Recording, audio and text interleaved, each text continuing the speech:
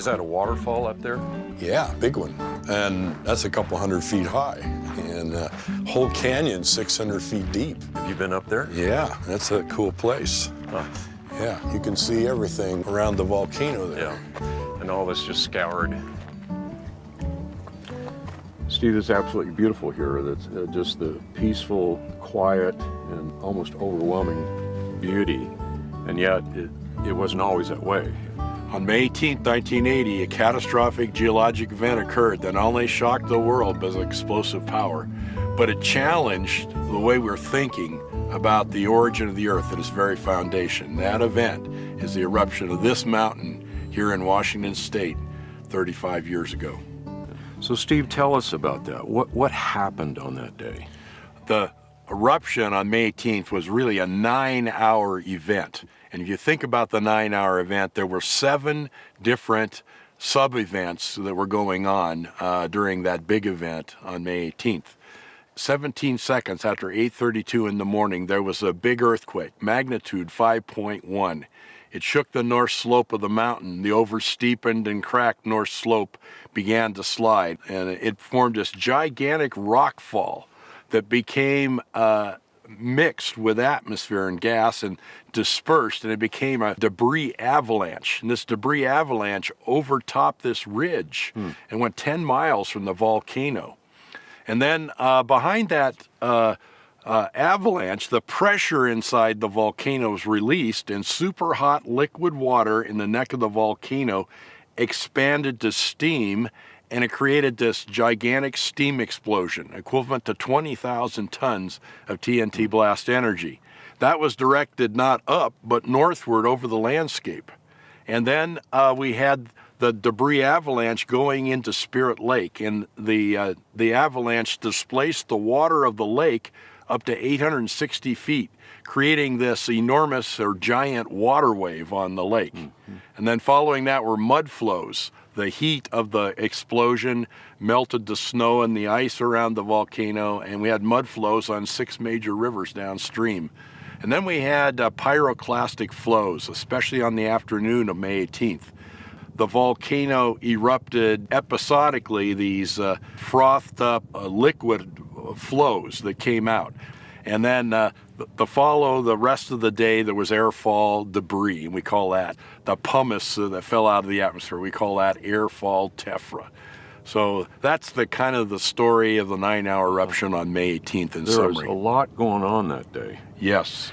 Steve, when we were walking up here, you were telling me that before 1980, if we looked down there, we would see a lush forest, but it's a whole lot lower than what we see. This has all been filled in. What happened? How did all the material get here, and what do we learn from it? Well, we have a lot of deposits, don't we? There's up to 600 feet of deposits here in this valley. It was sky before the eruption, and now look what's going on down there. Okay, that is an amazing thing, just thinking about that. So a lot of deposition, up to 600 feet of deposits. And then the way the erosion has occurred in this area, it allows the layers to be exposed. And so we can see the sequence of events that formed not just this ridge, but the valley. Mm-hmm. Some of these events occurred as much as 2 or 3 years after the 1980 eruption. And so every event left a fingerprint of something here on the landscape. So we have Earth's newest landscape, and we have all the knowledge from eyewitnesses and from photographs to put together the sequence of events here at the volcano. So we have mud flows, we have pyroclastic flows, we have these explosion pits, we have erosion, and we look out here and we see there's a lot of character to this land. Yes. But it all occurred rapidly through these catastrophic events. Yes. What does that tell a geologist who now moves their vision from what happened here at Mount St. Helens and then begins to look around the world at the geological formations that we have around the world? That's my story, is I came here and I'm looking around elsewhere and I see the application of erosion and deposition and those kind of processes that are here at the volcano to many other features of the Earth's surface. I have studied strata, and rapid strata formation here indicates rapid stratiformation elsewhere. And rapid erosion features here are like erosion features that we thought require millions of years. And we thought that layers form slowly and gradually, but here at the volcano, they form rapidly. What's the primary difference between your observations as you see here and the standard geological story, and what is that? The standard geologic story is the present is the key to the past. We look at the present day process of slow and gradual, and then we think into that. That applies to geologic features of the Earth generally. But it really isn't the story. It's not the present is the key to the past, it's the catastrophic event is the key to the past. And so Mount St. Helens is a window to help us understand the catastrophic formations elsewhere on the Earth. So the present is not the key to the past, the catastrophic event that we're seeing is the key to the past. Well, Steve, thanks for making me hike down here. This is an awesome place. Where are we? We're on the North Fork of the Toutle River, upstream near the crater of Mount St. Helens, and we're in this area that's been profoundly impacted by the deposition and erosion associated with the volcanic eruption of 1980. So are you saying that the ground we're standing on was not here 40 years ago? Yeah, this was sky before the eruption in 1980. And so up to 600 feet of deposits have formed here. We just see the upper 100 feet of layers here. But it's now been carved out for us so that we can look at it. You know, we can see some of those layers. And what do we see? What are we looking at? Well, we're looking at mostly the bottom of the cliff over here. We're looking at the airfall deposit from May 18, 1980. Is that the lower level that we see? Yeah, the lower level. It's kind of a massive and fragmental deposit. That's what was falling out of the atmosphere from the volcano late in the afternoon of May 18. Right around 4 o'clock in the afternoon is when the eruption subsided, and so that top of that layer there, about halfway up the cliff, is the last airfall debris from May 18, 1980. And then this area was impacted by buried ice. Underneath us was large glacial ice buried in the debris avalanche, and then what happens is steam is reaming a hole to the surface, and we're seeing a steam explosion occur in the coarse debris right about halfway up the cliff. How long did that happen after May 18th? The first week or so. The first week? In the first week or so, there was a big pit here. It was 100 feet deep, it reamed out by steam. It was 2,000 feet long, 1,000 feet wide, and this gigantic pit was here. And then into that pit came the next deposits.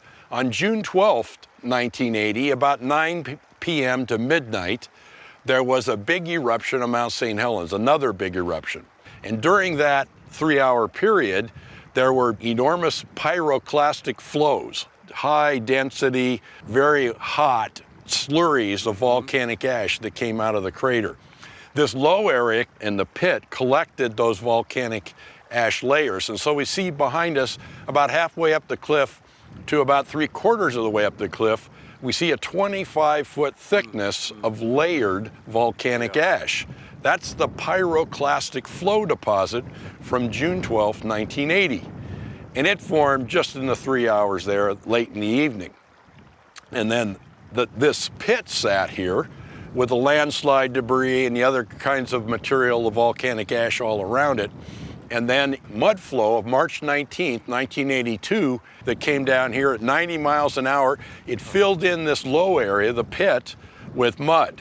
And you're seeing the residue of the mud, about 25 feet in thickness there at the top of the cliff. As the mud came into this pit, it actually filled the pit with 100-foot thickness of mud. The pit was filled, and then what happened is the mud overtopped the debris dam that was downstream of here, and then it cut a spillway over the top of that dam, which cut back through here and gouged out the bottom of this pit and released the mud downstream. And so the canyon formed in a day. on March 19th, 1982, by the drainage of the mud in this big pit through the debris avalanche.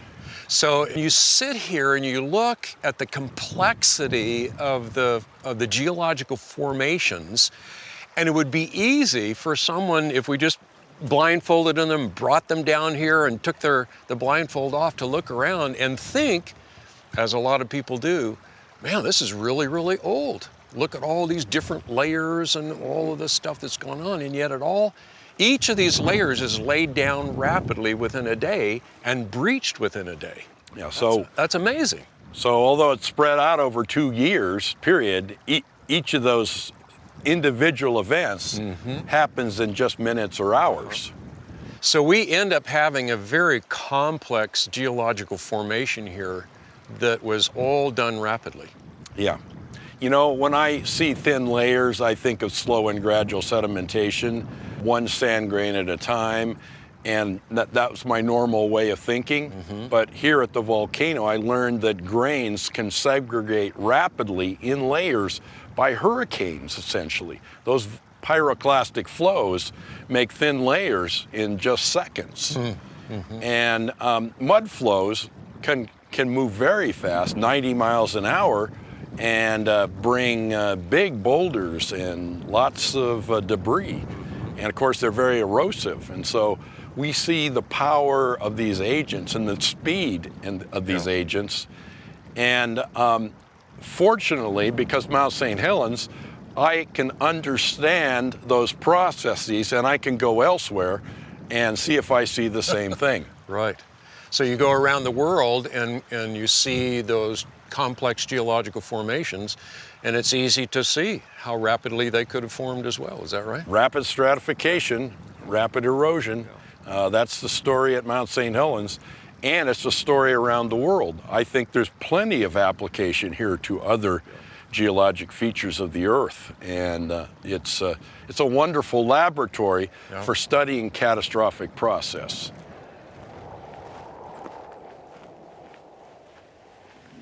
Steve, this is kind of an interesting place. What do we see here, and where'd it come from? We're on the North Fork of the Toutle River, and we're looking upstream toward Mount St. Helens, and we see this major alluvial or mudflow deposit in this valley. This mudflow deposit ripped loose logs and all kinds of material that was in the valley, cut it down, and then filled it back up with mud. So where did it come from originally? The mud is up from the blast zone, essentially. And there's 150 square miles of blown down trees up there. And the ash and the sediment debris that's ripped loose, there was a major source of sediment. Not just volcanic ash, but also the landscape itself is very erosive and erodible. And here we are, tens of miles away from the base of the volcano. Some people thought they were safe in the valley this far away from the volcano. Their home was buried in mud. And so there's a lot of destruction from this mud flow down even this far. Yeah. On 6 major rivers downstream, on the North Fork of the Toutle River here, and 5 other major rivers, there was significant mud flow damage. Logging camps were overcome. Homes were buried. There were bridges washed away. There was more dollar damage from the mud flows than from the steam blast itself. And so you can imagine the threat that mud, how it's able to radically alter a landscape. Well, other than giving us a more healthy fear for mud, what has a geologist learned? What have you learned from this? And especially, what does that then tell you about the rest of the world? Yeah, we've learned how effective and how mobile and how easily transported mud is by studying the mud flows at Mount St. Helens and other things. So we did not appreciate the way that mud is able to move things. And it's like ketchup. It has a shear thinning rheology, and that mud is, once it gets moving, is very low friction. And it has in itself, the way it works, the ability to overcome barriers and by its momentum just erode things. And so this energy that has come back to our discussions of mud has proven very beneficial for the understanding of limestone layers. I can see the effects in limestones, how fossils are buried, sandstones with graded beds, and these coarse clastic layers called conglomerates with large pebbles floating in mud matrix. All of this has tremendous implications from the mud flow angle of looking at it. So when I drive around and I see a lot of these sedimentary layers, I ought to be thinking more about how it used to be mud than the way I used to think of it. Yeah, now geologists used to think about dilute flow. You know, the bottom of a creek is a dilute flow. It might be 5% sediment during a big flood going by. Okay, well, that type of flow, the sweeping action of the bottom of a creek, is not the major mode of sediment movement in the past, at least judging from the frequency of mudflows. Now, a mudflow is 50% sediment, 50% water. It's not a dilute mass, and so it has huge energy in just this momentum. So we have a mud flow with a lot of sediment and material in it. How do we get from that to then the layers? Yeah, well, mud can simply freeze by friction and de-water, and it's only 50% water, it's 50% sediment, so it's easy or somewhat easy for a mud flow to lose its momentum and just become very, very rapidly a sediment layer. And that shows up in the fossil record as some of these massive beds. But mud can also go through a process where it deposits sediment and then becomes a dilute fluid flow.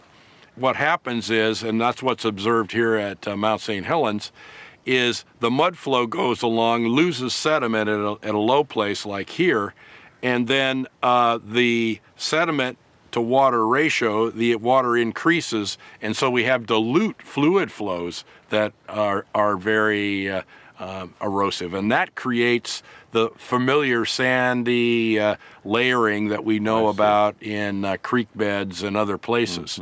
And that process is called flow transformation. A mud flow can resurrect itself into a tractive current, a sweeping action current.